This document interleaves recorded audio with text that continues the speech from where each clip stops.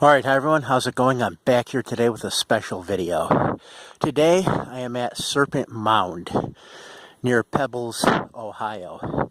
It's in the southern part of the state of Ohio. And this right here, as you can see, is the effigy mound called Serpent Mound.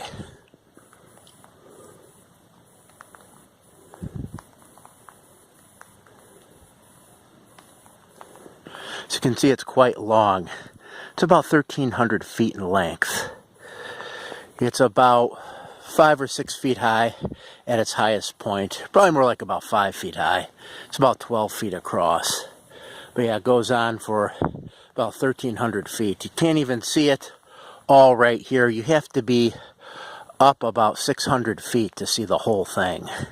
But yeah, just look on a Google Serpent Mound and then go to images and you'll see it there. But yeah, really pretty cool, I think. As you can see, there's the coil right over there, and on the other end is the serpent eating the egg. So just kind of wanted to get the whole thing. As you can see, right now it's raining. Rain's starting to pick up. But yeah, this is always something I wanted to come see. This mound was actually discovered in 1840, and it wasn't until the late 1800s that a professor at Harvard got this made into a privately funded archaeological site. But yeah, supposedly this is an effigy mound, and supposedly there's no one buried in here that I'm aware of, but there are other mounds where, people have been buried in them. And I believe Putnam did excavate some of those mounds in this area. Now the question is, who built Serpent Mound? And the Serpent Mound was here before the famous Native American tribes were here. The Native American tribes that had contact with Europeans, like the Shawnee and various other tribes. This is already here. Now, it was believed for a time, and I'm just going to walk along it right now. It was believed for a time that the Fort Ancient culture built this, and that they built this around 1070 AD, so around the time of the Norman conquest of England, and then around the time of the Crusades, sort of around that time, in the Middle Ages, is when they believe the Fort Ancient culture built this. But they've also believed that it could actually be older than that. It could go back to about 300 BC, with another culture that settled here called the Adena culture. The Adena culture were first. They settled in this area. Then the Fort Ancient culture had settled here. And then other Native American groups came here later on. But yeah, no one really knows, what this was used for. They believe it could have been something ceremonial. It is of a serpent eating a large egg, and it's believed that that could be a cosmic egg. The cosmic egg is very significant in a lot of cultures. A lot of cultures have that. Also, there's a lot of cultures where, the serpent has a lot of significance, even among East Indians, like Kundalini, the Kundalini serpent. But yeah, they believe the serpent was sacred, and when they would find shells and bits of copper, they believed they were finding its scales. So, like I said, I'm getting kind of close to it, but the cosmic egg. But it may not be an egg. It's always just assumed that because it's round, it must be an egg. But there is a possibility that maybe it could in fact be something else, and not an egg at all. So that's kind of interesting.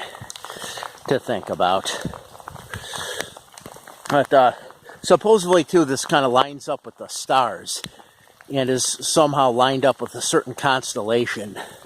That's what I've been told. And another interesting thing about this is that in Europe, there's a number of cultures that also have serpent effigies, like this one. There's another effigy also in Ohio, and it's called Alligator Mound, but it kind of looks like it's in the shape of a panther. There was what was called the water panther that was sacred to a number of tribes, and it could possibly be that. It's right here, and I don't know if you could see, but there is sort of an indentation at the top of this mound. This is the cosmic egg right here that the serpent is eating. Again, 1,300 feet long, very long. Have to be 600 feet high to see the whole thing, so you could Google it and check it out on Google. And rain's kind of coming down a little bit hard. As you can see, I'm nearing kind of a creek over here, what appears to be a creek. And it's kind of interesting because there is a Native American legend of a large serpent washing up on shore in this area.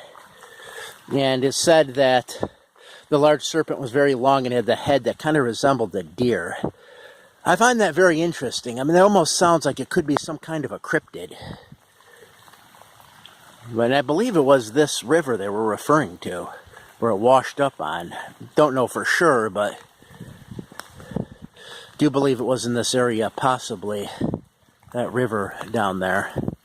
But yeah, as you can see, it's a very nice area, very calm, peaceful, and tranquil. If you remember the video I did on Bachelor Grove Cemetery, I mentioned that it had the same feeling. You know, it was very calm, peaceful, tranquil. In fact, there's even a road around here called Tranquility Road.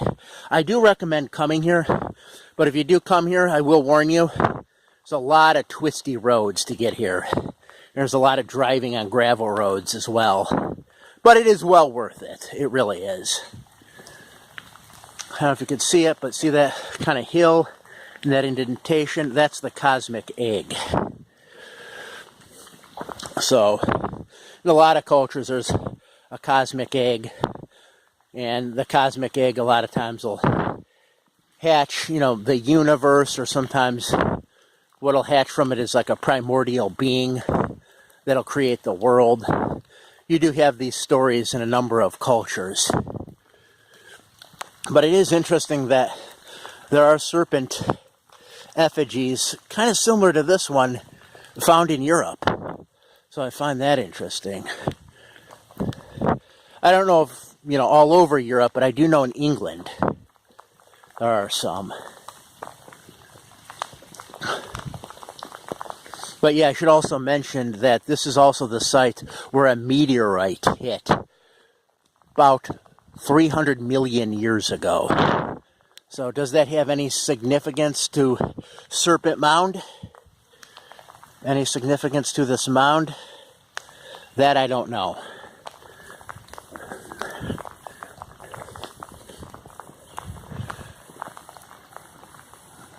But yeah, I have to say it's very cool to see. You know, I'm definitely glad I came here. I do recommend people check this out. Like I said, though, it is a little difficult to get to. A lot of cool places seem to be kind of difficult to get to, I've noticed. I did a video on Cave in the Rock, and that was difficult to get to. That was kind of out of the way. And you had to kind of go over a lot of, you know, twisty roads and whatnot through the Shawnee National Forest. But yeah, I should also mention that this does remind me a little bit of one time in Wisconsin. I actually went with like a group to somebody's farm. The farmer was sponsoring this event, and people came to his farm, and he was showing people these like pictoforms on his farmland. Kind of reminded me of this a little bit. You know, they were of different animals, and they were kind of like outlined in the earth.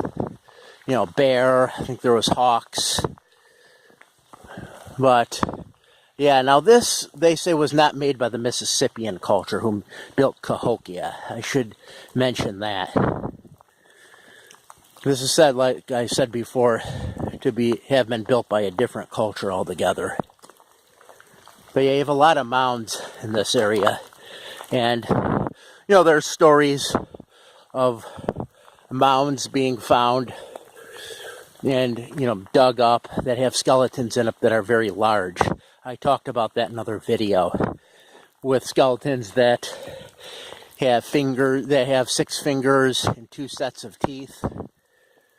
And supposedly, as I mentioned in those videos, the Smithsonian had covered it up. But here's the coil of the serpent right here. The coil.